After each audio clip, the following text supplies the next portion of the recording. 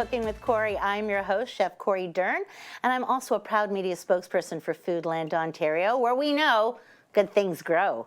And today is no exception. Today's recipe is a really wonderful example of all the wonderful things that grow here in Ontario. We're going to be making eggs with Pico de Gallo. And yes, that's how you say it, Pico de Gallo. And Pico de Gallo is a beautiful combination of tomatoes and jalapeno and red onion and cilantro and a little bit of lime juice, and it all comes together for this absolutely beautiful, spectacular flavor in your mouth. And what pairs beautifully with that? A lovely Ontario egg done in a gentle scramble, served on any kind of bread you like. I've got some lovely tortilla here. You can warm that up, or if you have a rye bread or a sourdough bread that you like, by all means make that the thing that you put your eggs on, because a recipe is a guideline, as I'm always saying. So why don't I get right to it and show you this amazing recipe. I've already got a couple of eggs cracked in my bowl here. I'm going to add another couple Ontario lovely farm fresh eggs, and here we go. I got the recipe calls for about 8. I've got 6 on the go here right now, and I'm going to add a little bit of milk to this. Not too much milk, because we want to make sure that it stays bound. And I'm going to use my fork to whisk this. And I'm also going to add a little bit of salt to this if I want to, you know, but when I do this, the recipe does call for salt. I'm just going to say this. The recipe calls for salt.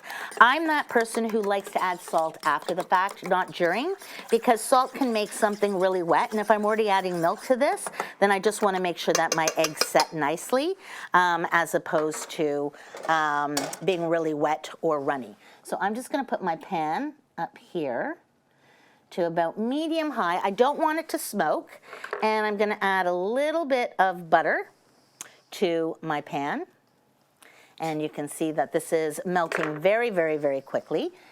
If I didn't want my butter to burn, I could add a little bit of olive oil or regular oil to the pan for the butter to melt in that, and then you don't have to worry about it browning or burning along the edges. But the temperature on my pan is perfect right now. So even though the butter has not fully melted, I am going to add my eggs, because I know that this is going to set pretty quickly. So as I mentioned before, I have got some beautiful diced tomatoes right here. I'm going to pump the heat just a bit.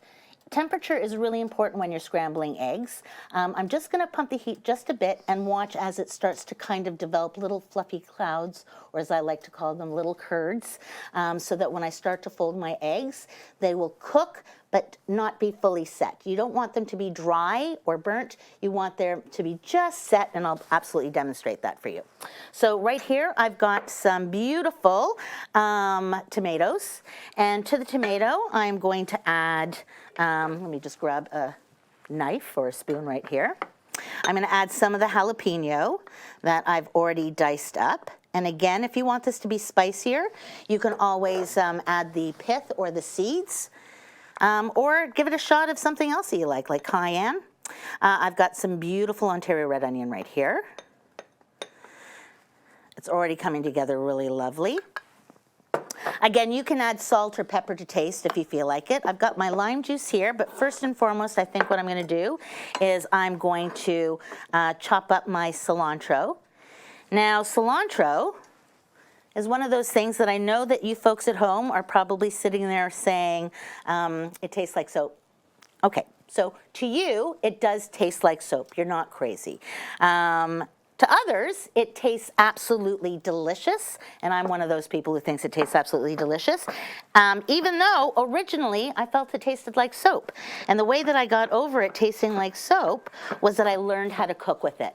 And in learning how to cook with cilantro and using the right amount for my palate, I was able to find that it actually doesn't have a soapy, but it has a very lovely fragrant flavor to it.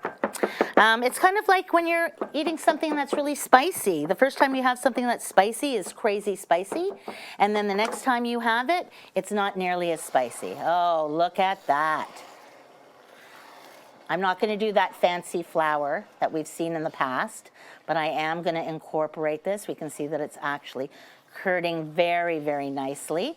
I'm going to reduce the heat just a little bit so that it does not burn. because this is going to come together very, very fast. Once it starts to curd like this, you can see that it's coming together so quickly, and you just want to keep it moving in the pan.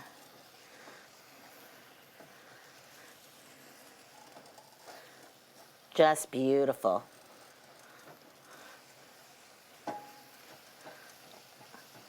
It comes together so fast. Now my eggs are done. And as you can see, they're just a little bit wet, but that is not a bad thing. That's actually a good thing, because that's just going to make it taste absolutely fantastic. And I'm going to add some of my egg right here.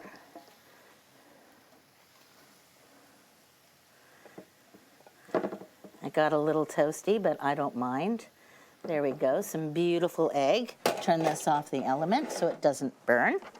And I'm going to add my gorgeous cilantro and some lime juice to my Pico de Gallo. And then I'm just going to use my knife to mix it up a bit, just because this is a shallow bowl. And you can warm the tortilla if you want. You don't have to have the tortilla ready to go. You can make your own flatbread.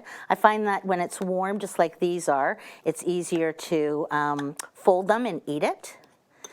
And then to this, I'm now going to add just a little bit of my gorgeous Pico de Gallo on top. How gorgeous is that?